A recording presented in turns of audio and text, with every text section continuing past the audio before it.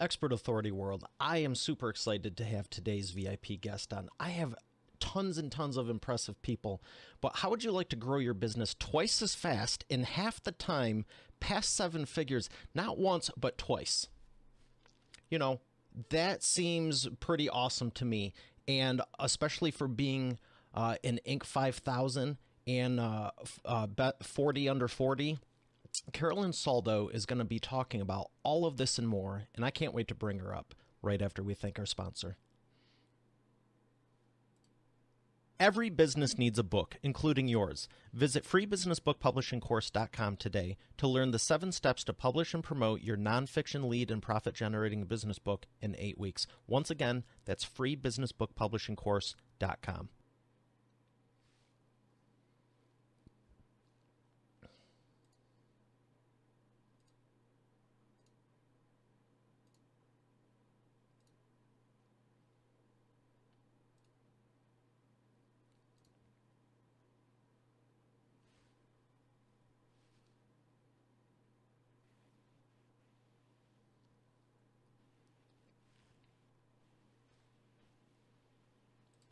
Here she is, ladies and gentlemen, the lovely Carolyn Saldo. Carolyn, how are you feeling today?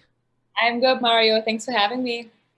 I am excited to jump right in because you are so impressive with everything you've done, but not just what you've done, but who you've helped, and that the fact that you want to help them. Because I think it's safe to say, and correct me if I'm wrong, but by all accounts, you pretty much don't need to work if you don't want to, correct? No, not necessarily, but I could never see myself not working. I want to work until I'm, 100 years old, if possible. Because you have a good heart and everything, and when I was reading through what you've done, you really want to give back and help people, and that's what you're doing now, isn't it?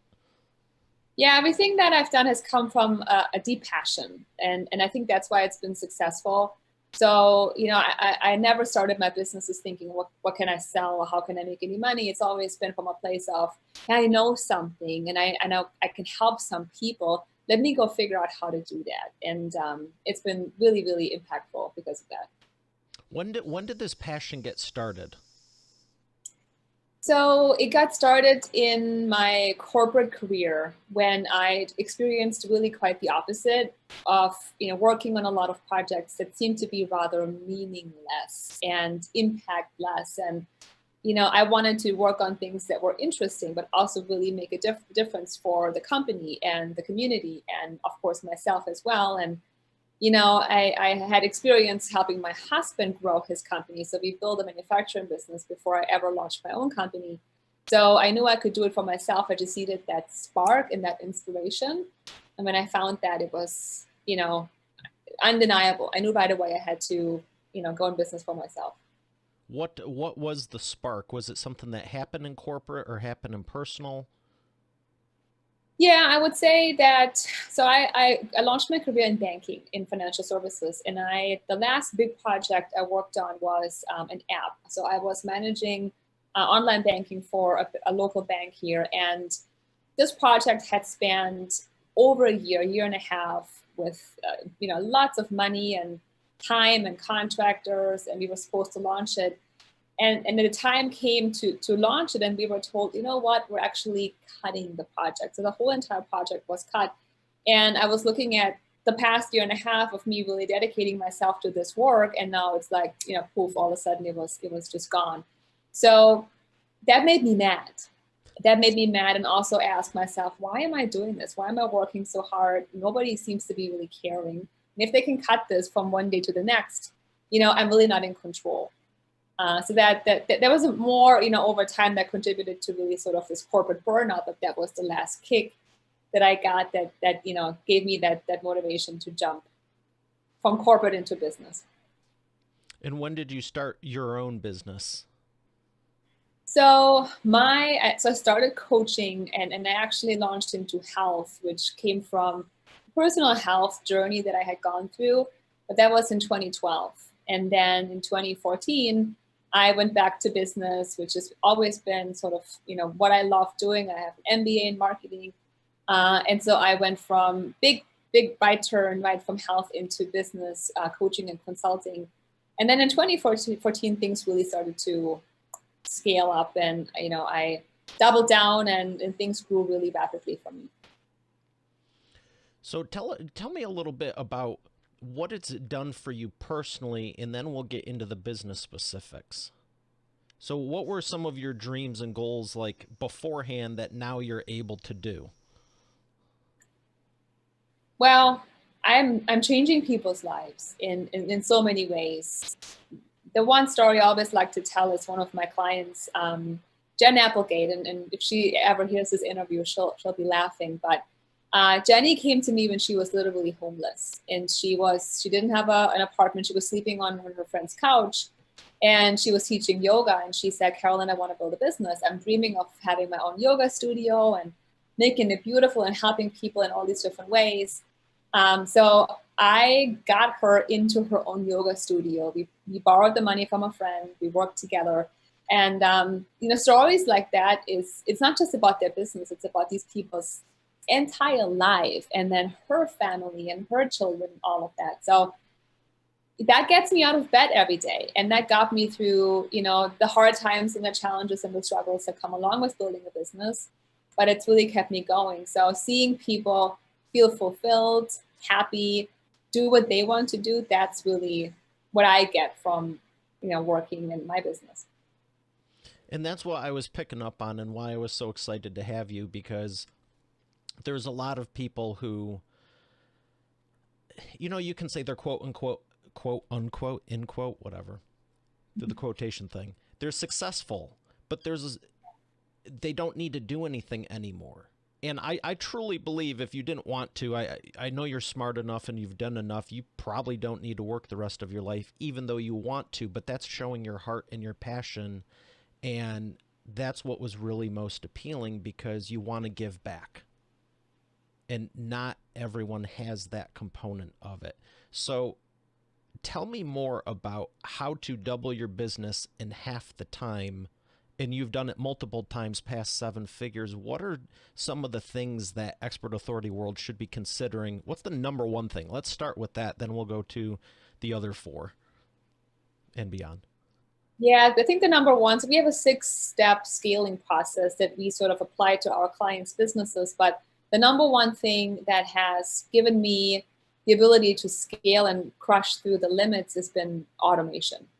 So I like to look around my business and automate any process possible, and take the human factor out of as many things as possible, because systems can work night and day and they don't ever get tired. They also hardly make any mistakes, which is really nice. So automating my marketing, automating client onboarding, calendaring, emails, follow-ups as much as possible.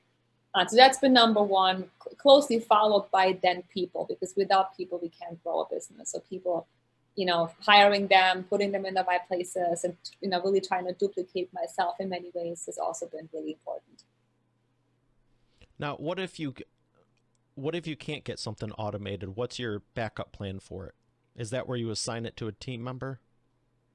Yeah. So, let's say you came to me, Mario, and you said, I'm overwhelmed. I'm doing all these things and I want to grow. So how can I grow if I'm already working, to the max?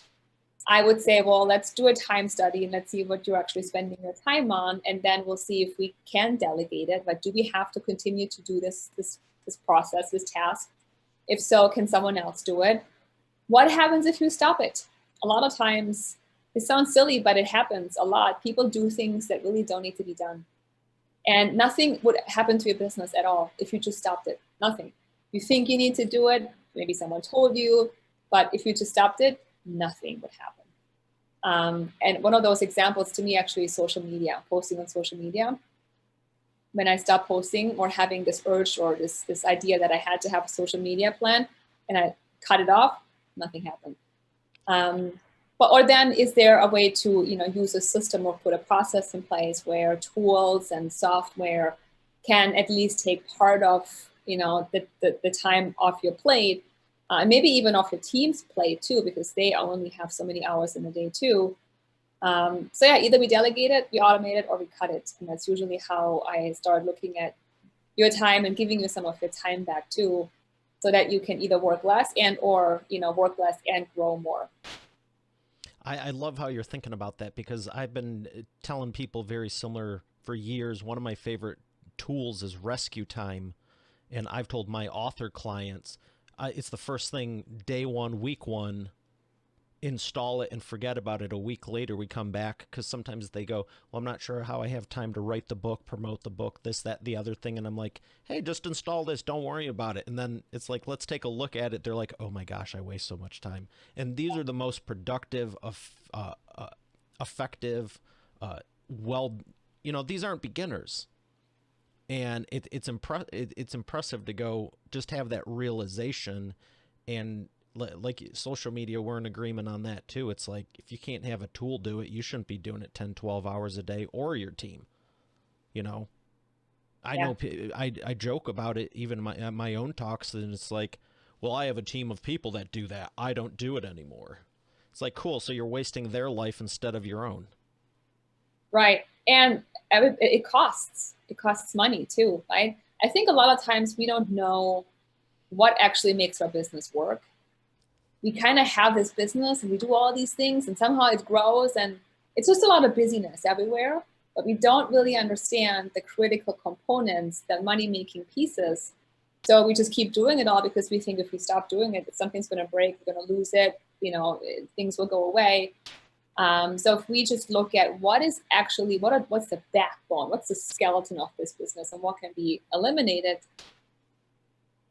the business may not grow in revenue, but hey, maybe you get 10% of your profitability back, and it's more money in your pocket, and more money you can do more great things with. So, yeah. Now, I want to dive deeper into the marketing side of it, because you said automate the marketing.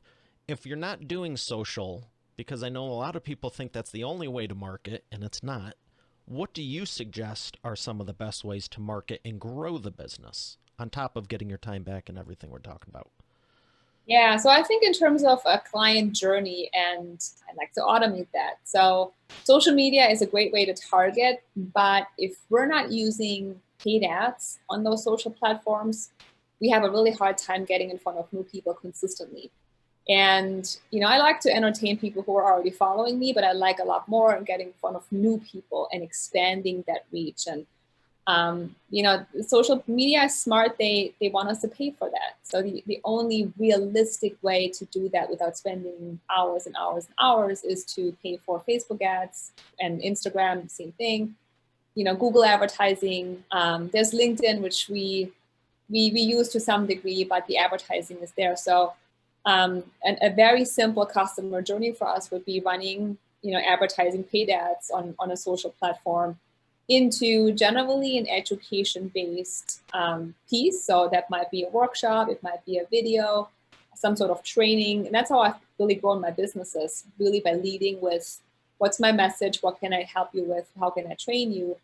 And then putting them into either a follow-up sequence. Again, we use emails, we use text, we use lots of video follow-ups, and then bringing them onto potentially a call. So if your sales process is based on sales conversations and consults and that sort of thing, then that's the logical next step. And then from there, they either become a client or they go back into, a sequence that continues to nurture them, groom them, because people might be ready.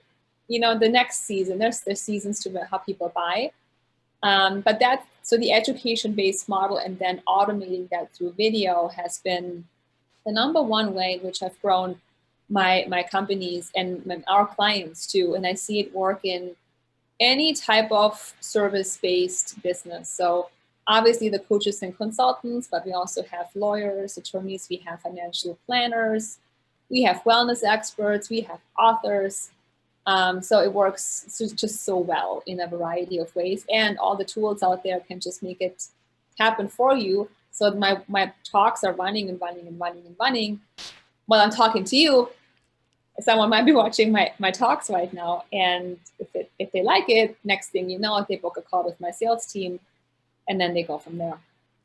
I love it. I absolutely love it and agree, and I think more people need to hear this, because I love waking up and seeing that, business was done, more money was made. I'm like, I didn't do jack yet. You know, even some of the guest interviews I did, to your point of you're speaking right now, there's guest interviews I did years ago that people are still commenting and sending messages and exactly what you're saying going into the funnel. You know, that's why I love publishing people's business books because it's an asset, and you can also have checklist in the when you're saying you video is a big thing to follow up with. It's just like, I love video. It's what I wrote my first book on, and it's my background. So what would you say to someone who's afraid to do the paid ad? Because what I'm hearing here is do the paid ads, put them into a nurture sequence on the customer journey, and then if it makes sense, bring them onto a sales team call. And it's pretty simplistic. Not a lot of people do it.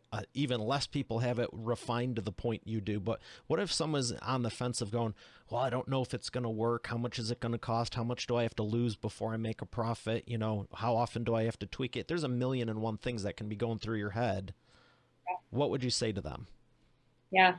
Well, you need to, logically look at what you can do right now. So you can either, try to somehow manually do this yourself by posting all day long, by going into groups, by nowadays we can't even really be in person with people anymore. So there's that, right?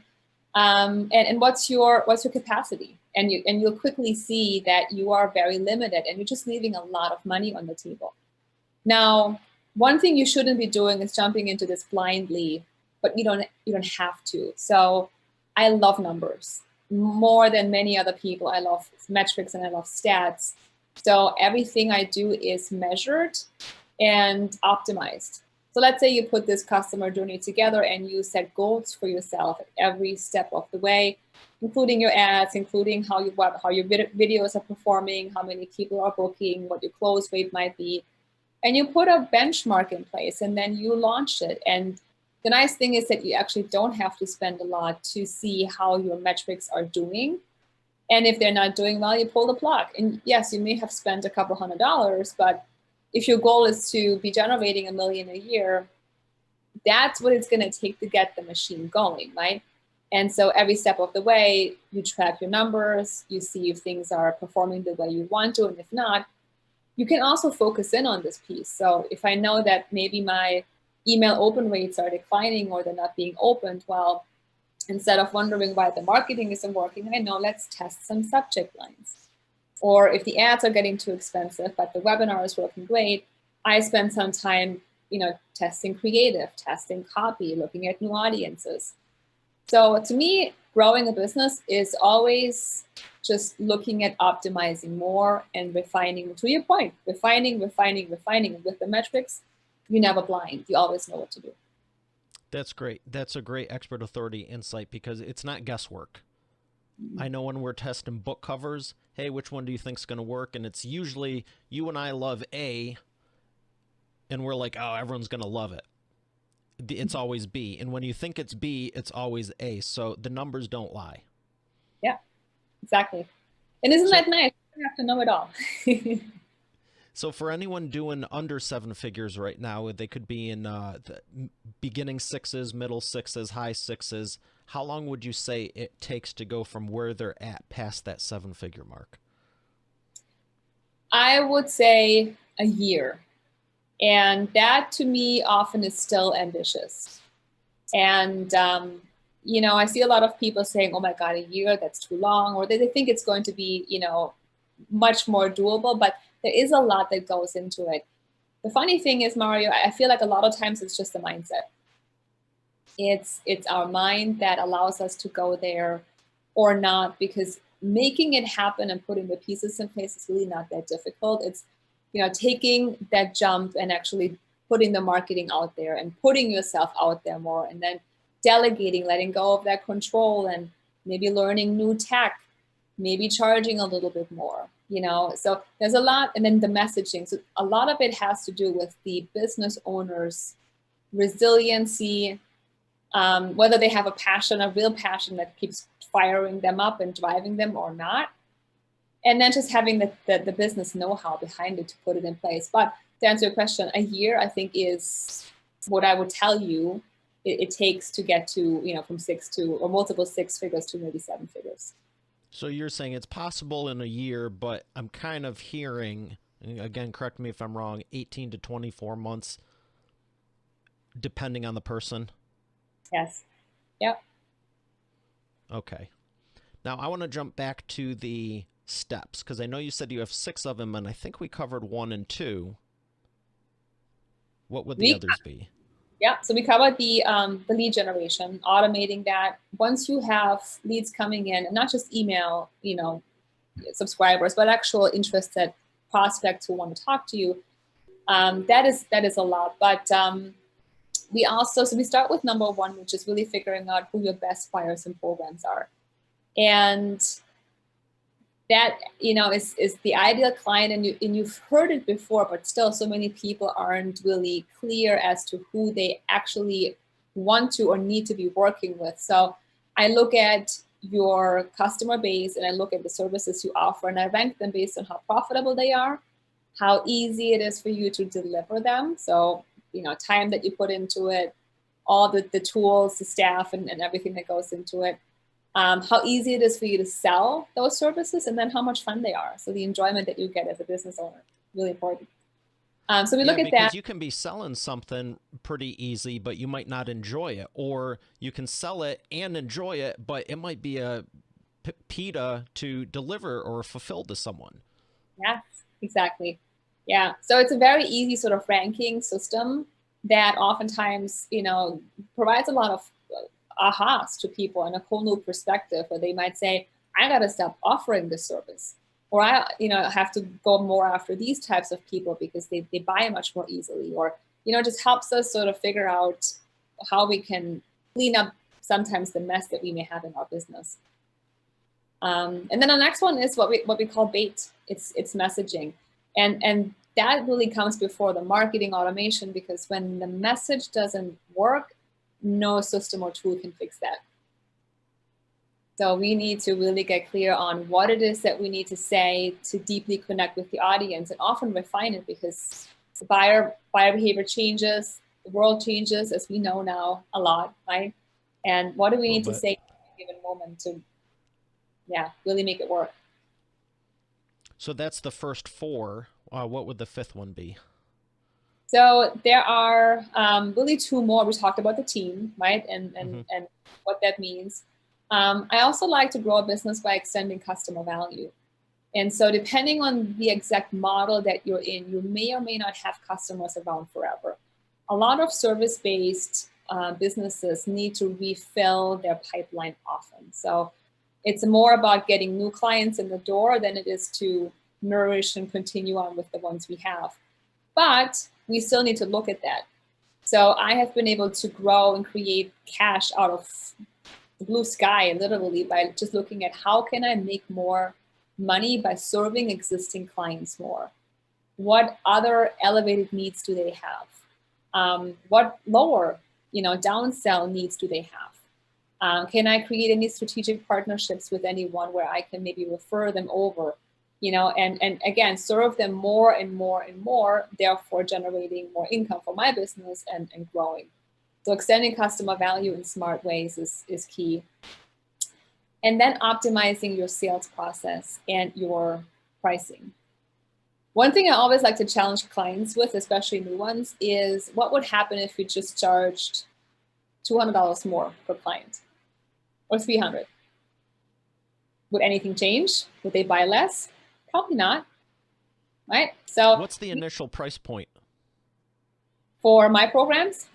Well, I mean, as when you're saying, what would it happen if we charge $200 or $300 more? Is this like $1,000, $5,000, $10,000?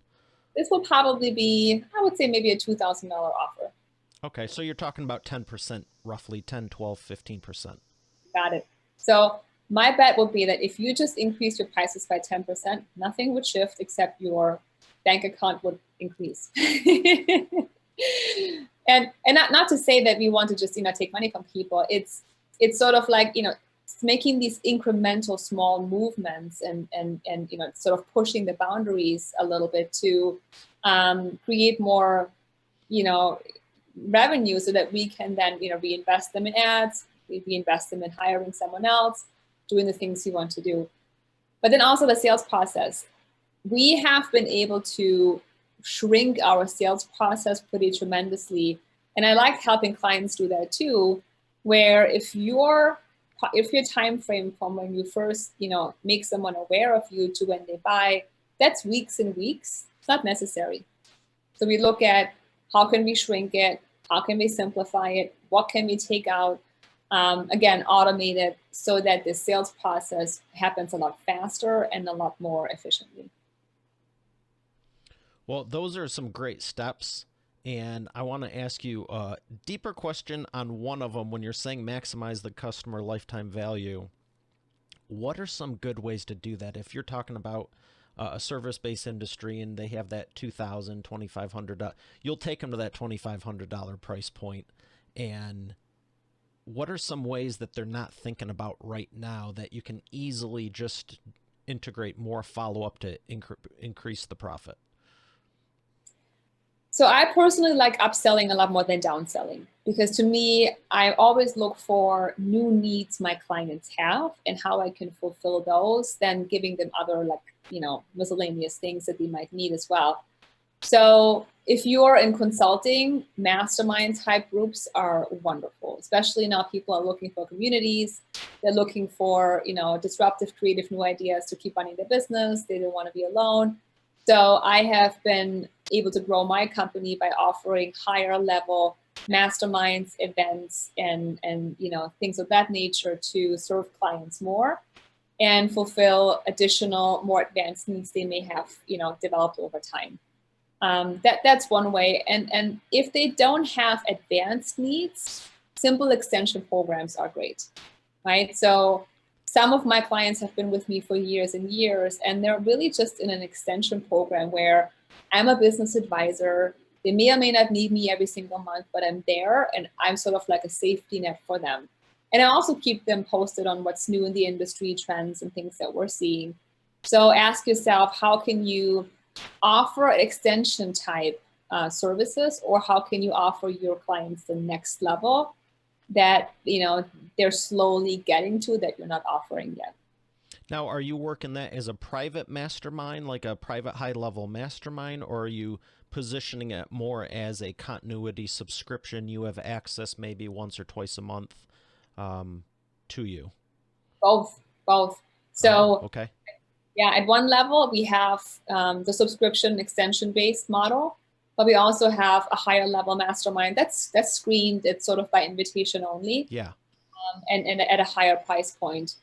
And because I think people are looking for both, and there are different types of people with different needs. So having both of those available, I think, is the best. I agree.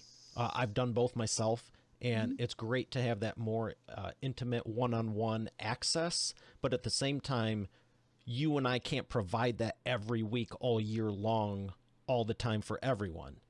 That's where some of the other stuff comes into play. It's like, hey, we can be there and help, but maybe we do the other stuff 2 to 3 times a year. Yeah.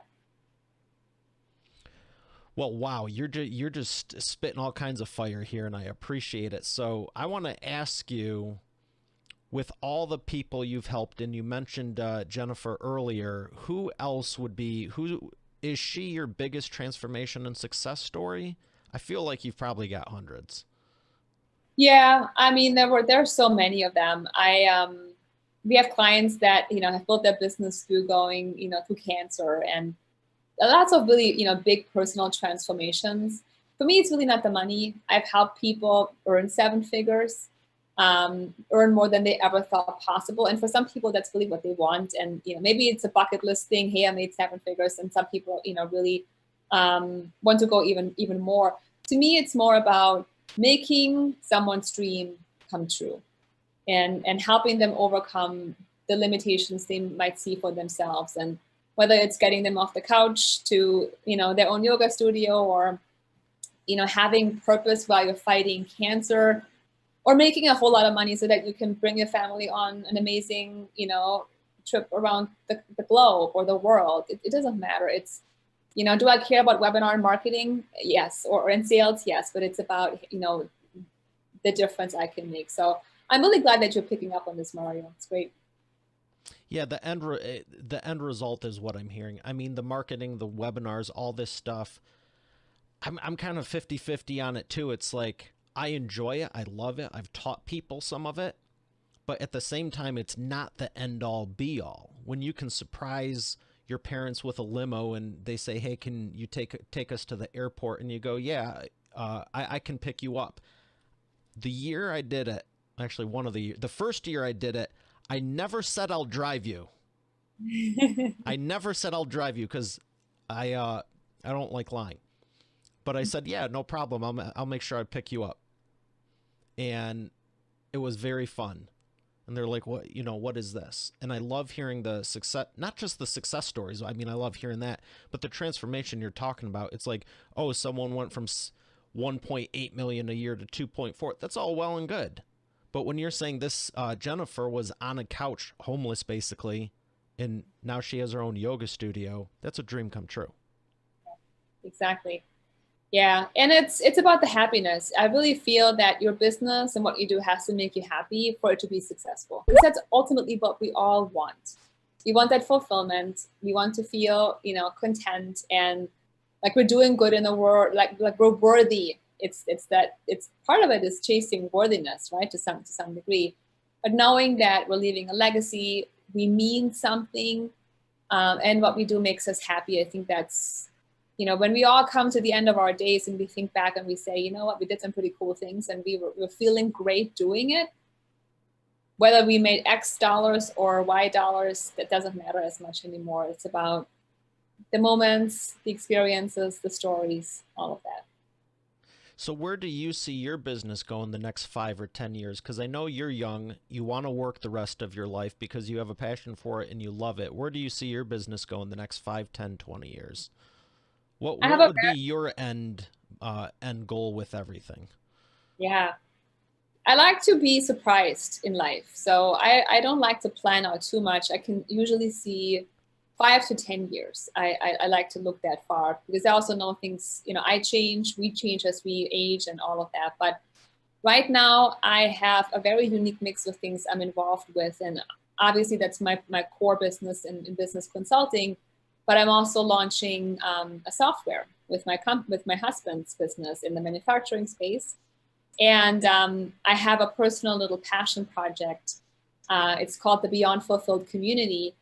That is a community, it's a membership, it's a transformation system that I've sort of been building behind the scenes based on the book I'm writing, and that has nothing to do with business. So I'm in the process of launching that too. So I have 2 new startups, babies that are not really making any money yet. And, one has huge financial potential. The other one is more from the heart. And then I have the core consulting. And those 2 things really, one is mainstream. Beyond Fulfilled could be, you could hear ads on XM radio all around the world. It's a mainstream type of product. And who knows where that's going to go. I see big impact. I don't see dollar signs. I see a lot of people really benefiting from this greatly. And then the software is more of a financial, and lifestyle piece for us because my husband's business requires him to be on a lot. So he doesn't have the scalability that I have as a consultant because he's machining parts and, it requires a lot of him and his time.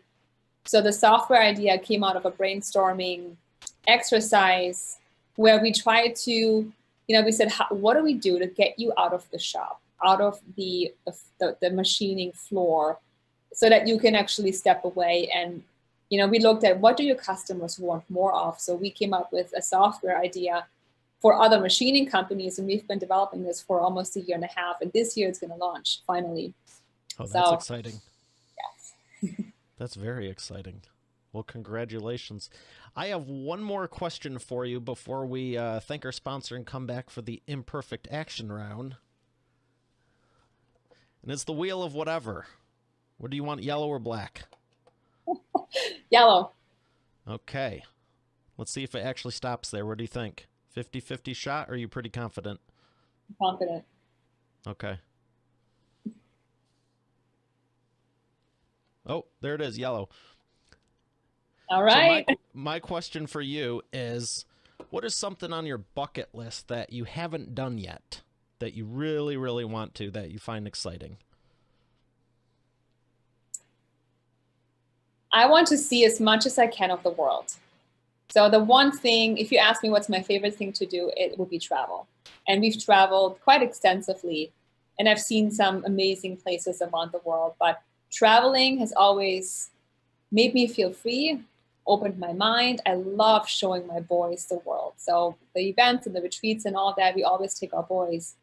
So I want to eventually, maybe one day I get to this point where I'm not working at all, or I have everything sort of, taken care of, and we get to just travel. So I want to see as much as possible of this planet that we live on. Is there a certain state, country, continent, somewhere you haven't been yet that you'd love to go? Asia, all of Asia, Africa as well. I've done Europe. I've been all over Europe, of course. And so, Aren't yeah, you Asia. from Europe? Yes, I'm German. What about Antarctica? I could see that be very, very interesting too. Yeah. So that's probably not in my top 10, but I would go. You'll throw it on there just to say you went there. Exactly. Okay. I'm going to add in one more because I wanted to ask you this earlier. When you were talking about the processes and all that, do you have SOPs, like booklets made that you could literally give to anyone? 100%.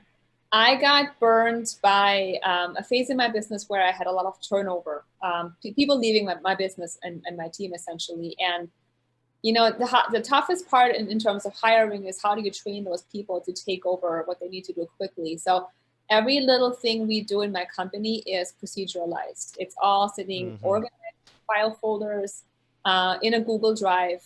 Everything has a procedure. So I could hire someone tomorrow and say, go study, go through it, here are the steps. And it's been a lifesaver, because if someone leaves, you don't want them to take half of your business, with them. And the training is so much easier. So yes, everything is written down. I appreciate you for answering that. I had a suspicion, and there's something I've picked up on from doing hundreds of these, and I noticed a pattern myself, let's say, and you just confirmed it. So thank you for that. We are going to thank our sponsor and come back for the imperfect action round.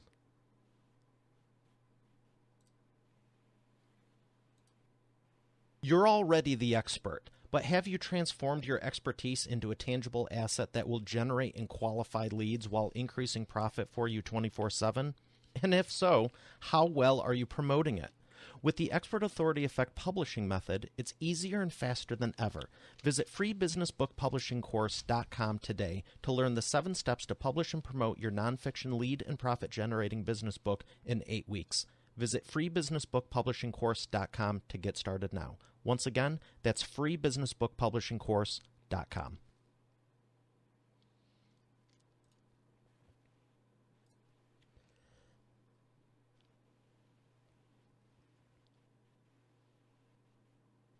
And we are back with the imperfect action round. Carolyn, are you ready to take imperfect action? That sounds scary. I don't know what that means. You've accomplished all this, and you think this sounds scary? You answered. I was smirking at certain parts in the first half because you were literally using the terminology of what I named some of the things, and you'll see it right now.